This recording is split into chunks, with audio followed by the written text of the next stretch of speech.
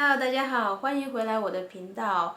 今天我想给大家介绍一些我最近在看的书，主要都是绘本。但是大家都知道绘本都挺贵的，所以我没有去买，我选择了在新加坡借书。我觉得一来也比较环保，二来也比较省钱。我会具体给大家介绍一下我比较推荐的一些绘本，也会给大家介绍一下关于在新加坡如何借书的一些问题。那如果你感兴趣的话，就继续看下去吧。首先第一本呢是这一本，叫做《My Name Is Girl》，它的作者是 Nina Cosper。Nina Cosper 是一名英国的插画师，我很喜欢这本书的原因是，它是讲关于女生的一些事情的，无论是女生的想法，还是一些很细小的，平时在生活上会遇到的一些事情。就例如平时你不知道穿什么衣服啊，或者是你不知道自己的发型应该怎么样啊，或者是你每天一早起床，你的样子跟你化完妆以后的样子是怎么样的，它就以很幽默的形式画出来，我觉得很可爱。而且他的画风呢，真的是那种很可爱的感觉。我很喜欢他的画的很简单，而且他可以通过这一个造型表达出这个人物的生活习惯。里面呢画了很多一些不一样的衣服啊，不一样的化妆品啊，然后不一样的身份的人物造型啊，这些我觉得很值得参考，很适合拿来临摹。第二本我想要介绍的是这一本。叫做 Green on Green， 这本书的作者呢叫做 Felicita Seller， 应该是这样读吧。他是一个自学成才的插画师，他最开始是在澳洲学哲学，之后就开始创作绘本和出这个图画书。她现在跟丈夫跟女儿住在罗马。那我很喜欢她的绘本，是因为它的颜色配搭很漂亮，它是用水彩跟彩铅一起配合画出来的。Green on Green 呢，就是关于一年四季里面这一个家庭的发生的一些事情。我觉得看完以后你会觉得很温暖。如果你比较喜欢大自然、植物这些，这本绘本就很适合你，可以拿来学习跟临摹。它里面有很多植物的一个造型的一个塑造，是一本很值得收藏跟学习的书。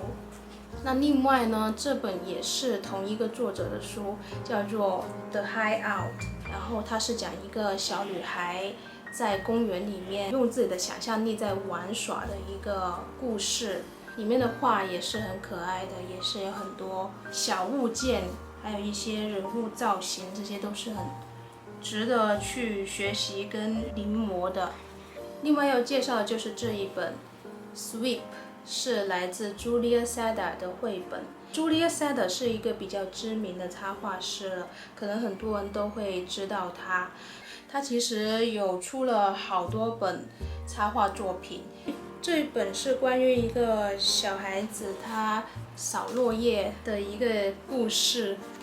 她的画风也是那种可可爱爱的小人物，还有一个彩铅感觉的插画。我很喜欢她。一些大场景的构建，里面有不同的一些建筑物，好像这一个场景是我最喜欢的一个场景。他画的建筑都是偏一个平面的感觉，色彩搭配明显你会觉得是偏灰一点，就没有刚刚那个作者那么明亮的画面。另外呢，我还无意中借两本书，但是发现这两本书都挺让人惊喜的。首先呢，就是这一本《Great Street of the World from London to San Francisco》。如果你很喜欢画城市风景的话，这本书就很适合你，因为里面有很多的城市的建筑，它用一种比较特别的童趣的方法，把这些街道画出来，而且我很欣赏它的色彩搭配，真的是很漂亮。就虽然色彩很多，但是也不会让你觉得眼花的感觉。它的色彩是有一个和谐跟统一性在里面。那最后一本呢，就是这一本叫《Elephant on Tour》，它其实就是一本要找 Elephants 的书，它把这个大象藏在每一个场景里面，然后呢就让你去把它在里面找出来。我觉得它里面的城市真的是画得很精细、很漂亮。然后你可以，如果你对画建筑物很感兴趣的，就可以参考这一本，还有刚刚的那一本画城市。好了，以上就是我最近在看的6本绘本。那关于作为一个外国人在新加坡怎么借书这个问题，其实是很简单的。我觉得新加坡图书馆真的是拥有很多的资源，而且新加坡图书馆不止一个，它是有一个 National Library Board。差不多每个社区它都会设置图书馆。我知道新加坡的本地人跟 PR 好像都是可以免费借书的，但是作为外国人就不行了。作为外国人呢，就要给年费，你一开始还要开一张卡，所以那张卡的工本费再加上年费之后，大概就是50多块新币。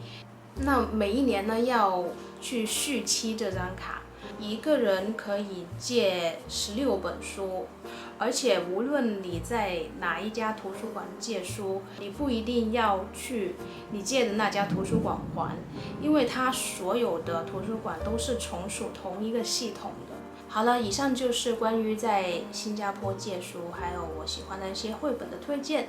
那等一下呢，其实我要去图书馆还书了，然后我也打算顺便呢再去借几本书，而且这次呢我打算带速写本。我之前买了一个这么小速写本，我打算带它去图书馆速写。那我们等下见啦，拜。